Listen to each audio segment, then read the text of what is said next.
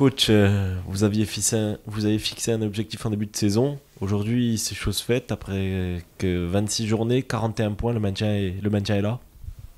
Oui, il y avait deux objectifs. C'était de gagner les deux matchs contre des équipes qui étaient relégables du moment. Et en même temps, de dépasser cette fameuse barre des 40 points. Donc ça a été fait bien dans l'ensemble sur le match de Rodez et le match de Nîmes. Donc objectif atteint sur ces deux matchs. Comment faire pour que la sérénité apportée par cet avantage en termes de points ne devienne pas du confort ? C'est d'intégrer de l'exigence au quotidien et pendant les séances d'entraînement. En fait, notre niveau d'exigence et notre niveau de préparation de match, les joueurs ils ne doivent pas sentir qu'il y a une forme de tranquillité ou de sérénité qui peut se transformer en... Voilà.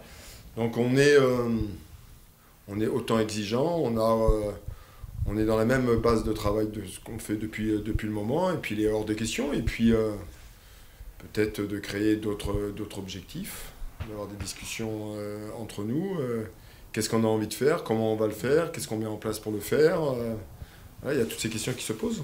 Coach, on sait que vous aimez fixer des objectifs à vos joueurs. Aujourd'hui, le Sporting est 5e. L'objectif, c'est de rester à cette place, voire mieux.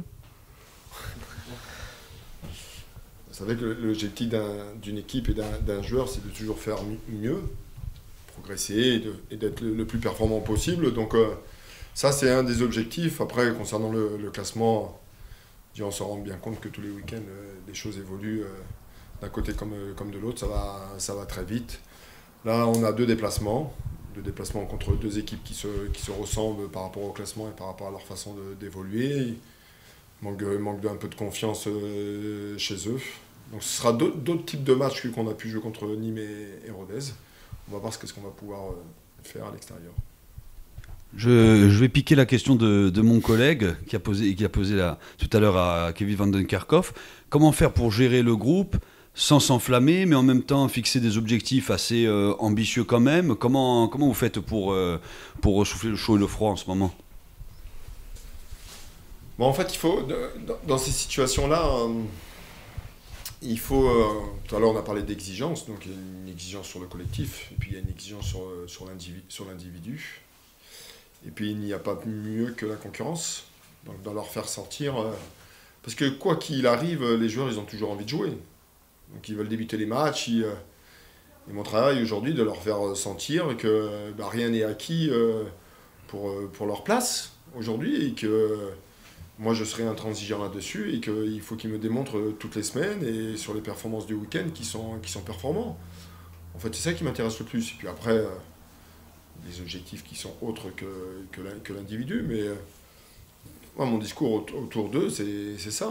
C'est-à-dire, moi, c'est la performance du terrain qui va me dicter à faire des choix et de continuer à avancer et progresser.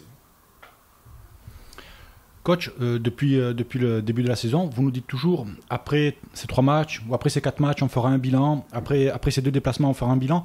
Est-ce que c'est une forme chaque fois de micro-championnat que vous imposez à vos joueurs pour justement, on en revient à les maintenir dans le rythme? Je suis désolé pour vous, je vais répéter qu'on va encore faire on va bien voir après ces 2 matchs. En fait, on a eu une discussion en interne, entre nous, le vestiaire et moi, sur les objectifs sur la durée. Les discussions, j'ai bien écouté ce qu'ils m'ont dit, ils ont écouté ce que je leur ai dit, moi, de quelle façon je voulais me projeter, quelles étaient mes envies. Eux, ils ont évoqué d'une autre façon, mais avec les mêmes envies. Donc on est d'accord sur l'envie. On est d'accord sur les objectifs, et après, comment on les projette. Et j'ai bien senti qu'au sein du groupe, c'est qu'eux, ils avaient envie de se concentrer sur du court terme. Donc le court terme, c'est des séries de matchs, un match ou 2 matchs. En fait, on ne peut pas avoir de projection, et puis j'ai pas un groupe d'avoir une projection sur la durée et sur le temps, sur une série par exemple de 5 matchs. On est tellement parfois imprévisible que le plus important, c'est de se concentrer sur le match. Donc on s'est fixé là-dessus. Se concentrer sur un match, donc c'est aussi se concentrer sur l'adversaire, à savoir Valenciennes. Qu'est-ce que vous en pensez de cette équipe, de ce que vous en avez vu sur ces dernières journées? Ils ont du mal à... C'est une équipe qui fait beaucoup de nuls. Ils sont invaincus à domicile. Ils n'ont su qu'une seule victoire contre Laval chez eux. Ils ont du mal à transformer leur match nul en victoire. C'est des signes qui manquent un peu de confiance. Une équipe relativement assez jeune, à part 2-3 joueurs d'expérience. Il y a un contexte aussi un peu particulier là-bas avec les supporters et la direction du club. Il y a sûrement tout un ensemble qui fait que c'est un peu compliqué. Après, vous jouez des équipes qui ont besoin de points, qui veulent vite se sortir de cette situation. Voilà, donc... alors, de toute façon, on sait à quoi s'attendre. Je veux dire, après, c'est des joueurs... la semaine dernière, vous m'avez fait la réflexion qu'on était avant-dernier au Fair Play. Eux, ils sont premiers. Donc, c'est une équipe qui, avant tout, qui recherche beaucoup à jouer, qui veut créer des choses. Il y a sûrement peut-être un petit peu manque d'agressivité sur l'aspect défensif. Ils sont premiers au Fair Play. Donc, voilà. Coach, pour revenir à votre équipe, on voit des joueurs qui s'affirment comme Capit Joko qui devient irrésistible sur le front de l'attaque. On voit également des joueurs qui jouaient peu, comme Loïc Palin, qui prennent leur place en défense. Ça veut dire que chaque week-end, il y a une lutte pour sa place. En fait, je vais revenir à ma première réponse sur une de vos questions. En fait, mon exigence, c'est la performance des uns et des autres. C'est ce qui m'importe le plus. Alors, je sais très bien qu'il y a des statuts, qu'il y a des... Mais moi, à partir du moment où je prends des décisions de mettre des joueurs sur le terrain, s'ils sont performants, j'ai aucune raison de les enlever. Loïc Palin était dans une situation un peu délicate, il ne jouait plus. La trêve, il y avait des discussions autres. Il est reparti sur de nouveaux rails, il s'est remis dans une discipline de travail, dans une forme de rigueur de travail. Moi, à partir du moment où je vois ça et qu'il répond présent sur le terrain, j'ai aucune raison de m'en priver. Et aujourd'hui, c'est le cas le concernant. Et concernant Capit... nous, on sait de quoi il est capable de faire. Il ne faut pas oublier qu'il vient de Versailles, d'un championnat en dessous, et qu'il ne s'était pas entraîné pendant un mois parce qu'il était en discussion et en froid avec le club de Versailles.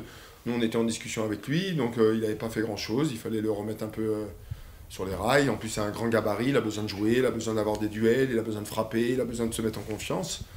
Donc voilà, aujourd'hui, il nous a marqué un but hyper important à Grenoble, c'est lui qui égalise contre Nîmes sur un but magnifique, sur ce qu'il sait bien faire.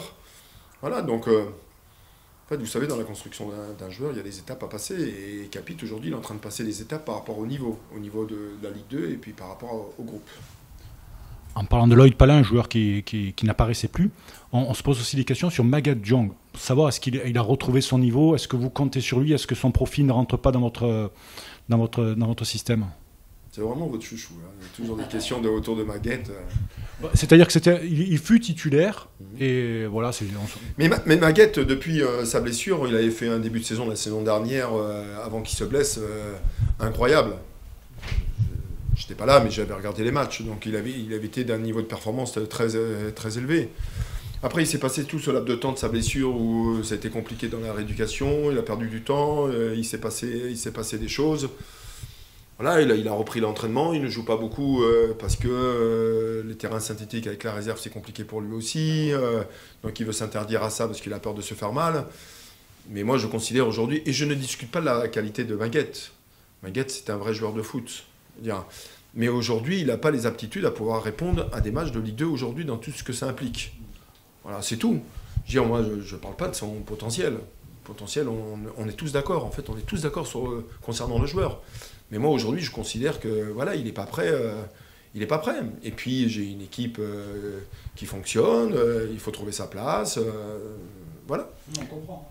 On parlait du physique, ça permet de faire la transition. Est-ce qu'il y a eu des blessures cette semaine? Des retours aussi de blessures? Est-ce qu'il y a des suspendus par rapport au match de samedi? Non, il n'y a pas de suspendus. On a perdu Johan qui s'est fait mal à la cheville hier, donc il ne sera pas absent et qui sera absent sur le déplacement de Valenciennes. Et puis Dylan, pour des raisons personnelles, restera sûrement ici.